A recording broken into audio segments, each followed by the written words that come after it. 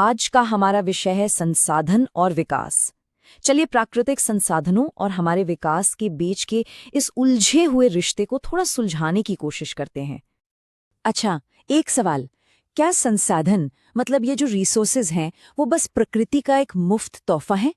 ज्यादातर लोग तो यही मानते हैं ना कि भाई हवा, पानी, जमीन ये सब तो फ्री में ही मिला है।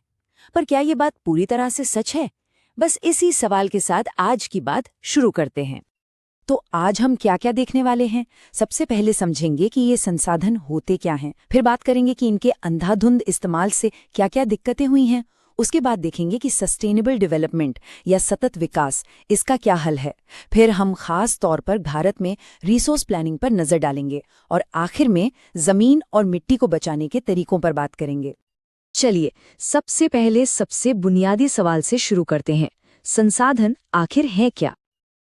तो देखिए, हमारे आसपास ऐसी हर चीज जो हमारी जरूरतें पूरी कर सकती है वो एक संसाधन है। लेकिन इसमें 3 शर्तें हैं। पहली, उसे निकालने की हमारे पास टेक्नोलॉजी हो। दूसरी, वो आर्थिक रूप से फायदेमंद हो। और तीसरी, उसे समाज स्वीकार करे। सोचिए जरा, कोयला तो जमीन के नीचे लाखों सालों से पड़ा था, है ना? पर वो हमारे लिए संसाधन तब बना जब हमारे पास उसे खोद कर निकालने और उससे बिजली बनाने की तकनीक आई। मतलब कोई भी चीज अपने आप में रिसोर्स नहीं होती, वो बनती है प्रकृति, टेक्नोलॉजी और इंसानी जरूरत के मिलने से। तो ये मुफ्त का उपहार वाली बात थोड़ी अधूरी है। तो उस सोच का क्या हुआ जिसमें हम इन्हें मुफ्त का माल समझ बैठे थे? चलिए देखते हैं कि इस अंधाधुंध इस्तेमाल से क्या-क्या समस्याएं खड़ी हुई हैं। और देखिए, सारी गड़बड़ की जड़ यही सोच है कि संसाधन तो प्रकृति का मुफ्त उपहार है। सीधी सी बात है, जब कोई चीज मुफ्त लगती है तो उसकी कदर नहीं होती। और बस यही हुआ हमारे प्राकृतिक संसाधनों के साथ। और इसके नतीजे वो तो हम सब देख ही रहे हैं। कुछ लोगों के लालच की वजह से रिसोर्सेज खत्म होने लगे, समाज में अमीर और गरीब के बीच की खाई और भी चौड़ी हो गई। और सबसे बड़ी बात, हम सब एक ग्लोबल इकोलॉजिकल क्राइसिस के मुहाने पर आ खड़े हुए। ये जो ग्लोबल वार्मिंग, ओजोन लेयर में छेद, प्रदूषण और जमीन का बंजर होना, ये सब उसी मुफ्त वाली सोच का नतीजा है। तो सवाल उठता है, क्या अब बहुत देर हो चुकी है? क्या यहाँ से वापसी का कोई रास्ता है? बिल्कुल है, और उस रास्ते का नाम है सस्टेनेबल डेवलपमेंट, यानी सतत विकास। देखिए, सस्टेनेबल डेवलपमेंट का आइडिया बहुत ही सीधा और साफ है। इसका मतलब है कि विकास ऐसा हो जिससे हमारे पर्यावरण को कोई नुकसान ना पहुंचे, और साथ ही आज हम जो तरक्की कर रहे हैं उसकी कीमत हमारी आने वाली पीढ़ियों को ना चुकानी पड़े। मतलब हम अपने हिस्से का इस्तेमाल करें, लेकिन भविष्य के लिए भी बचा कर रखें। बिल्कुल वैसे ही जैसे कोई अपनी विरासत को संभाल कर अगली पीढ़ी को सौंपता है। वैसे ये सोच कोई रातों रात नहीं आई, इसकी एक पूरी कहानी है। 1968 में क्लब ऑफ रोम ने सबसे पहले रिसोर्स बचाने की बात की। फिर 1974 में शूमाकर की एक किताब आई, स्मॉल इज ब्यूटिफुल, जिसने गांधी जी के विचारों को फिर से जिंदा कर दिया।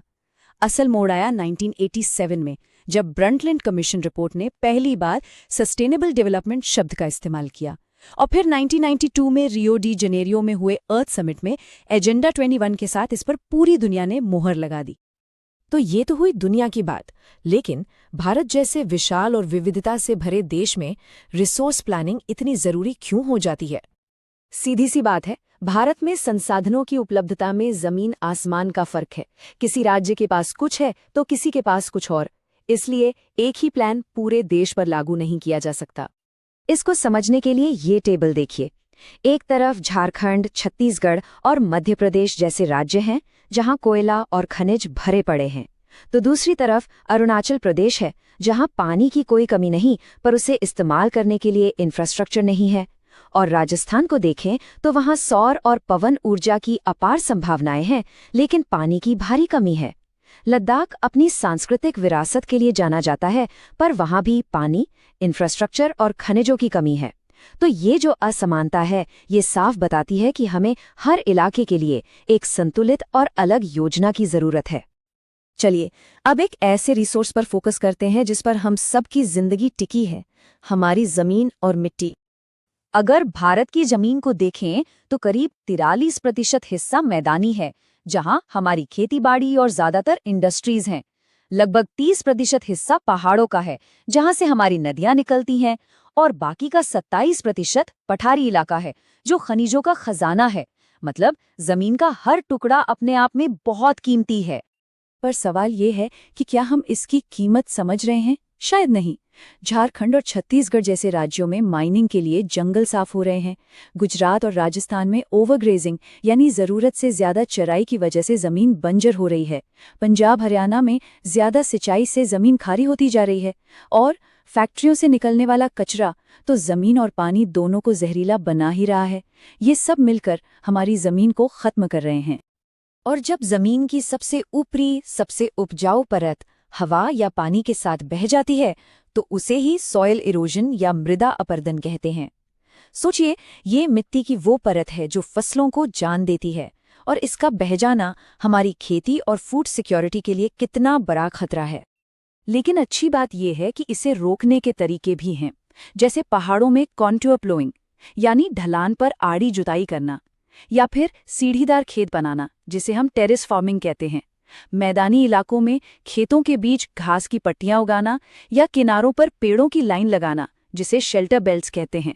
ये सब तरीके हवा और पानी के बहाव को धीमा करके मिट्टी को बहने से रोकते हैं। और अंत में महात्मा गांधी की कही एक बात, जो इस पूरी चर्चा का निचोड़ है। उन्होंने कहा था, हमारे पास हर व्यक्ति की आवश्यकता पूर्ति के लिए बहुत कुछ है, लेकिन किसी के लालच की संतुष्टि के लिए नहीं।